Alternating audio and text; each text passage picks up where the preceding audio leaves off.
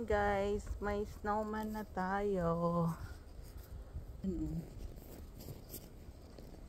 Ayan.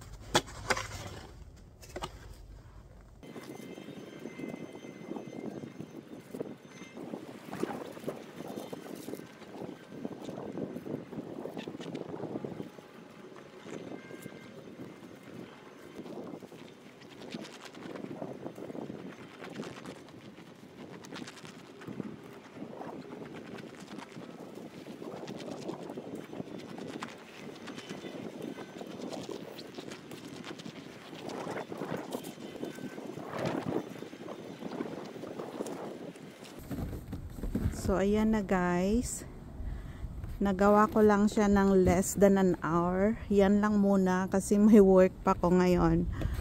So gagawa pa ako siguro bukas ng iilan na naman. So ayan na siya oh. Naglagay lang ako ng flowers kasi hindi ako makagawa ng maraming snowman. May squirrel guys oh. Si squirrel, oh. Bibigyan ko yan ng nuts ngayon. Nandyan siya. Bumibisita pa rin siya dito. Doon, oh. So, ayan yung nagawa kong snowman. Dalawa lang muna. Kasi may work pa ako ngayon. So, kailangan pa yan ayusin. Kailangan pa siya medyo patabain. So, yan lang muna, simple lang. So, naglagay ako dito ng flowers.